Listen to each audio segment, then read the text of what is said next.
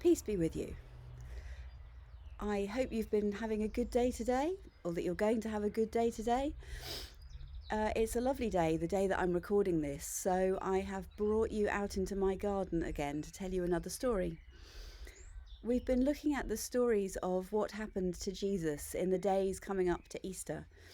And I'm sure that a lot of you will already know the basic story of what happened at Easter.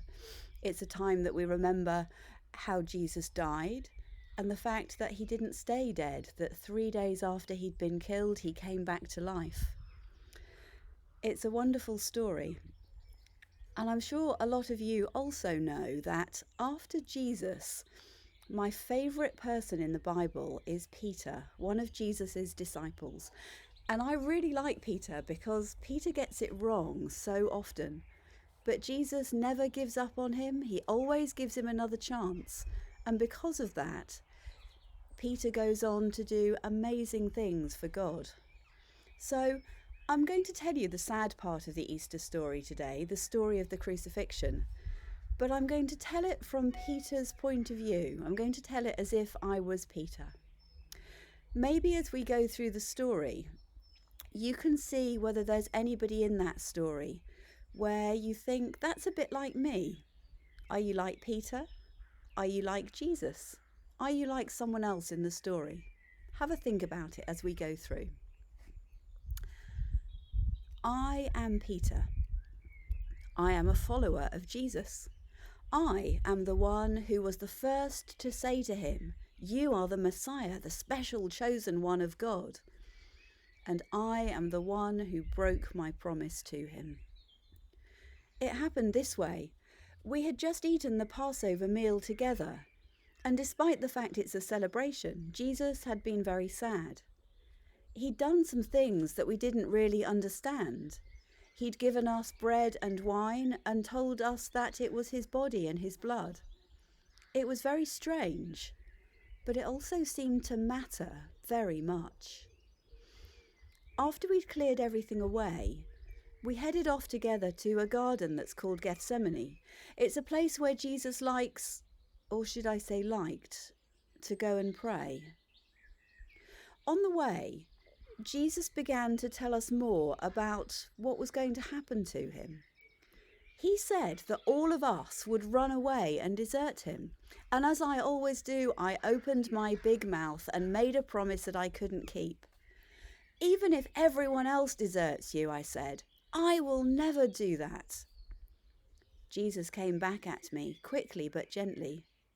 I tell you, Peter, he said, before this night is over, before the rooster crows tomorrow morning, you will say 3 times that you don't know me.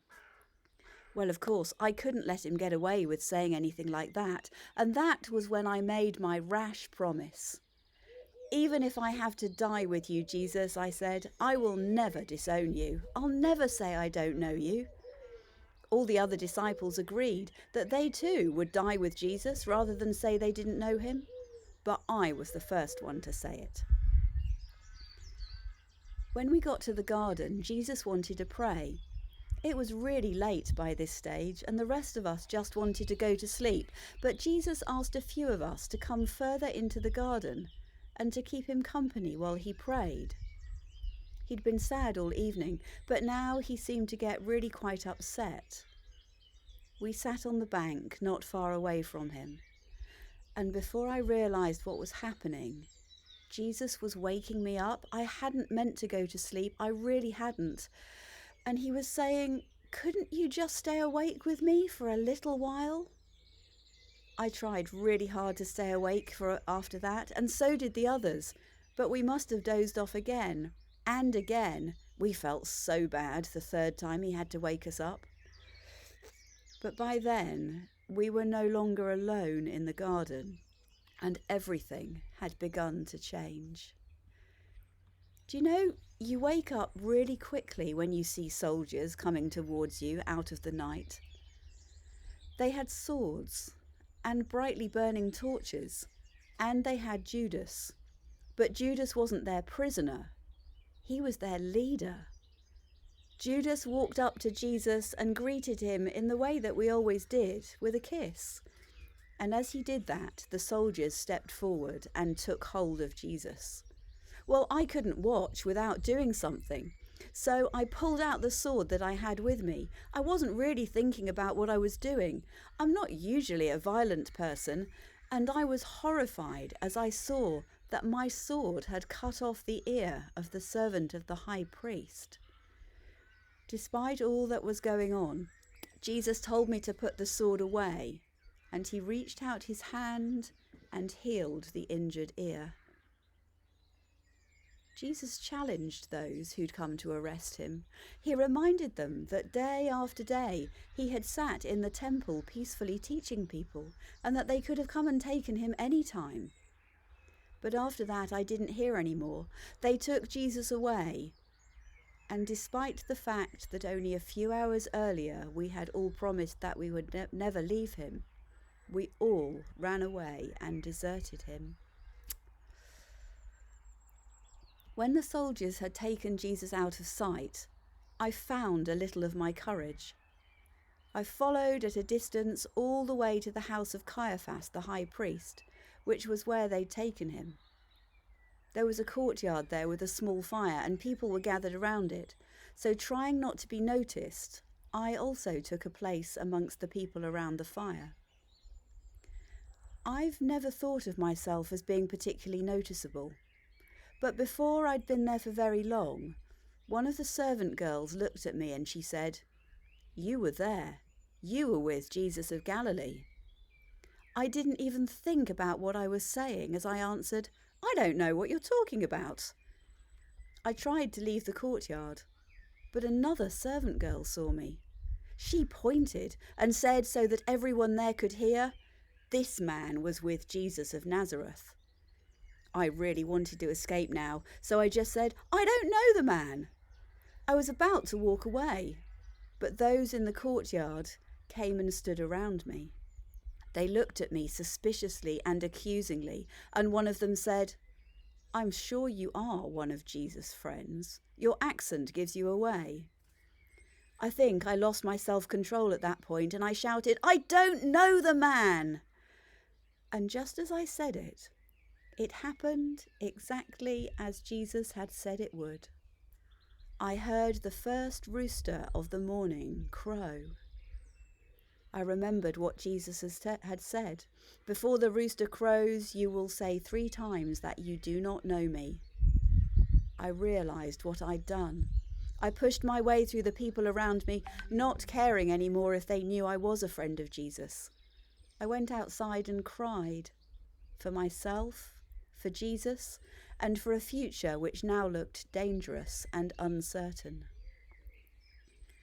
Later that day, I followed as they made Jesus carry his own cross through the streets of Jerusalem.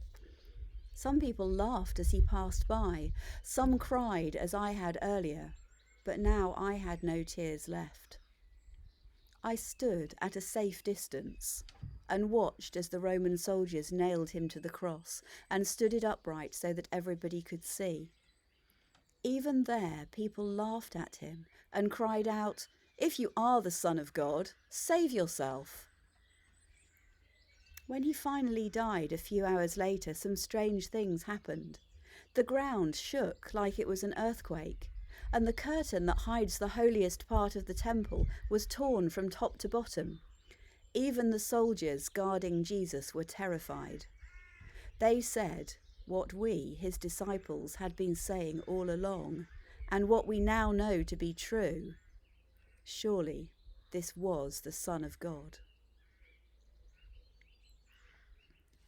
I wonder if there is anybody in that story that you look at and you think, that could have been me, or that's like me. I love looking at Bible stories and trying to work out where I might have fitted if I'd been part of it. Next time I'm going to tell you the best bit of the Easter story, the story about what happened the day that Jesus came back to life. But for now, I'm going to finish off with a prayer. And at the end, if you want to make my prayer your prayer, then do say Amen. Let's pray.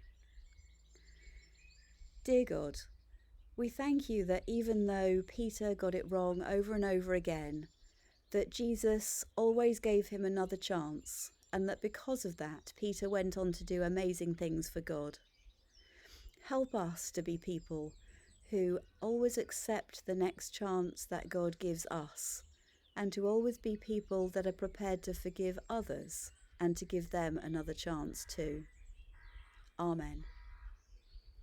Thank you for listening. See you next time. Bye for now.